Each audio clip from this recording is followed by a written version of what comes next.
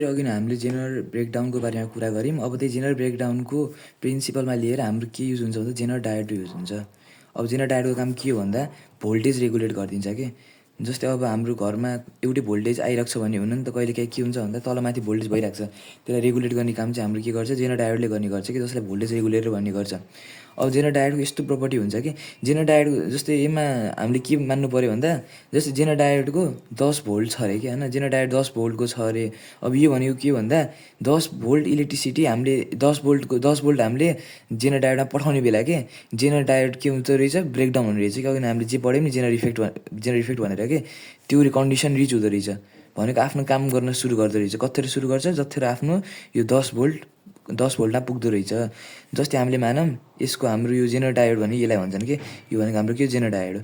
General डायोडको voltage कति मानौँ 10 volt छ भनेको 10 भोल्टदेखि बल्ल यसले आफ्नो काम गर्न सुरु गर्छ भनेको आफ्नो भोल्टेज छ नि 10 भोल्ट के यसले कहिले पनि आफ्नो भोल्टेज चेन्ज गर्न सक्दैन के, जस्ताको त्यस्तै हुन्छ। 10 भोल्टभन्दा न बढी हुन्छ न कम हुन्छ। त्यही भएर अब हामीले के हेरौँ भन्दाखेरि जस्तै एउटा यहाँ वायर छ, वायर यहाँ यस्तरी आयो यहाँ आयो। अब यहाँ एउटा पोइन्ट छ होइन, अब एउटा पोइन्ट भएपछि जेनरल भोल्टेजको लागि हाम्रो जेनरल डायोडको लागि यो वायर छ। अनि हाम्रो जुन हाम्रो रेसिस्टेन्स छ नि हाम्रो जस्तै बल्ब बालिम्रे होइन, बल्ब बाल्नेवाला छ नि रेसिस्टेन्स के त्यसलाई भन्छ कि। अब त्यसको नि वायर यो छ अरे। अब यिनी दुइटै कनेक्ट हुने पोइन्ट एउटै छ कि नै छ नि भनेपछि हामीले पढ्यौँ प्यारललमा के हुन्छ भन्दा जस्तै यस्तो छ भने होइन, यस्तो छ भने यिनी दुइटा बिचको भोल्टेज के हुन्छ सधैँ सेम हुन्छ। यिनी दुइटाको भोल्टेज के हुन्छ सधैँ सेम हुन्छ। त्यही भएर अब हाम्रो यसको जेनरल भोल्टेजको जति भोल्टेज छ नि त्यति यसको नि भोल्टेज यसले त्यति नै पाउनु पऱ्यो क्या, चेन्ज हुन पाउँदैन। अब हामीले मानौँ करेन्ट हामीले कति दिनको भन्दा यहाँ 10 भोल्टको मान्यौँ नि त जेनरल भोल्टेज त। जस्तै हामीले 1 भोल्टबाट सुरु गर्यौँ हामीले 1 2 3 4 गर्दै 10सम्म पुग्यौँ रे कि। अब सुरुमा नर्मली करेन्ट यसरी फ्लो हुन्छ, यहाँ जान्छ त्यसपछि यहाँ हुन्छ। अनि यही हाम्रो यो छ नि हाम्रो बल्ब छ नि बल्ब के बल्बमा नर्मली पुग्छ कि।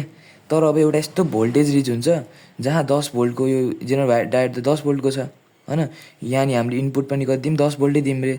अब 10 भोल्ट यहाँ नि 10 भोल्ट। अब रिच हुने बित्तिकै यसले आफ्नो काम गर्न सुरु गर्छ अरे कि। अब तिमीले 11 12 13 गरेर 10 भोल्टभन्दा बढी बढाउनु लाग्यो भने त यो त बत्ती त यो बल्ब छ नि बिग्रिन सुरु हुन्छ।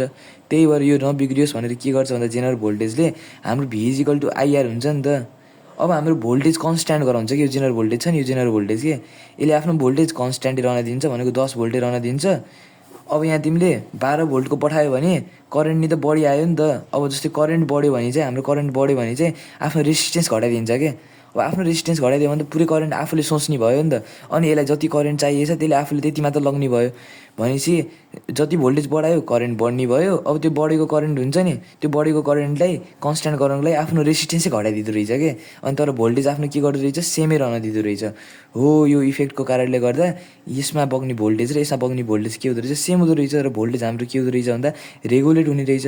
त्यही भएर यो जेनरल डायोडको यस्तो इफेक्टको कारणले गर्दा हाम्रो यो जेनरल डायोड यति युज हुन्छ भोल्टेज रेगुलेट गर्नको लागि।